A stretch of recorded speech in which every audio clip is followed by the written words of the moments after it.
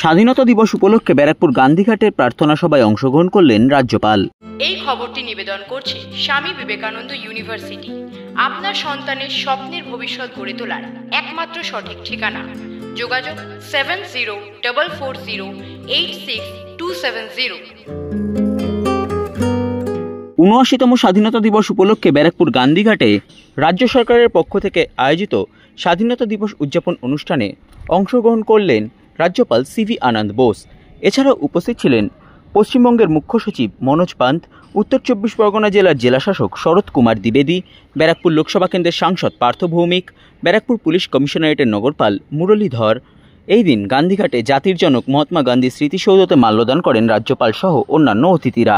এরপর চরকা কেটে দিনটি উদযাপন করেন রাজ্যপাল। সংবাদ মাধ্যমের মুখোমুখি হয়ে পশ্চিমবঙ্গের রাজ্যপাল সিভি আনন্দ বোস বাঙালিদের বিভিন্ন রাজ্যের হেনস্থা হওয়ার ঘটনা নিয়ে মুখ খোলেন এবং দ্রুত সমস্যার সমাধান হবে বলেও দাবি করেন। The problems faced by the migrant labor will certainly be sorted out in a way which is acceptable to all. In fact, this has become an issue. The authorities concerned are apprised of that. I am sure that a fair solution will certainly come. Regarding SIR, what is your opinion? No opinion. That is something which is done by the Election Commission. Let them do it.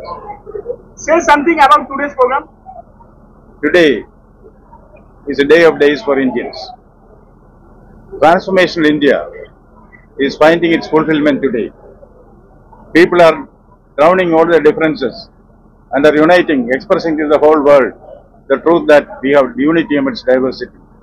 We all proclaim together, Chanda Uncha Rahe Hamara, Sabko Sanmati Dei Bhagavan. অপরদিকে বাঙালিদের বিভিন্ন রাজ্যে হেনস্থা হওয়ার বিষয় নিয়ে সংবাদ মাধ্যমের মুখোমুখি হয়ে ব্যারাকপুর লোকসভা কেন্দ্রের সাংসদ পার্থ ভৌমিক বলেন, ভারতবর্ষের স্বাধীনতা দিবস সারা ভারতবর্ষ জুড়ে পালিত হয়েছে,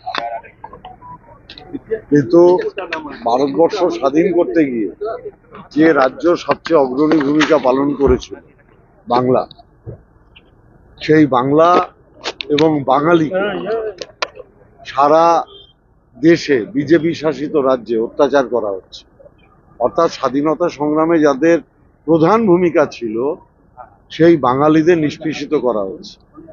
আপনারা শুনলে চমকে যাবেন, আন্দামান সেলুলার জেলে বারিন ঘোষ, উল্লাসকর দত্তর নাম কেটে দেওয়া হয়েছে। বাঙালিকে বিভিন্ন জায়গায় বাংলা ভাষায় কথা বললে বাংলাদেশি হিসেবে চিহ্নিত করা হচ্ছে। বাঙালি যারা পরিযায়ী শ্রমিক বিভিন্ন রাজ্যে কাজ করতে গেলে তাদের উপর নিপীড়ন চালানো হচ্ছে, তাদের জেলে ঢুকিয়ে দেওয়া হচ্ছে, তাদের উপর উৎপীড়ন করা হচ্ছে। তাদের একটাই অপরাধ, তারা বাংলা ভাষায় কথা বলে। তাই আমার মনে হয় আজকে যেরকম স্বাধীনতা দিবস আমরা উদযাপন করছি, পালন করছি, ঠিক তেমনি বোধহয় বাঙালি কিংবা বাংলার আবার একটা স্বাধীনতার লড়াই লড়তে হবে নিজেদের ভাষার জন্য, নিজের ভাষার সম্মান রক্ষার্থে, নিজের ভাষার লোকদের রক্ষা করার জন্য। রাজ্যপাল বললেন যে এই সমস্যা খুব দ্রুত সমাধান হয়, কিন্তু কেন্দ্রীয় সরকার তো কোনো উদ্যোগী হচ্ছে না, জায়গায় জায়গায় বাঙালি শ্রমিকরা অত্যাচারিত। আমি রাজ্যপালকে শ্রদ্ধার সাথে সম্মান জানিয়ে বলছি, উনি যে আশাবাদী সেটা আমার ভালো লাগছে, কিন্তু যাদের ভরসায় উনি বলছেন তাদের দেখে বাংলা তথা বাঙালির মানুষের কোনো আস্থা নেই।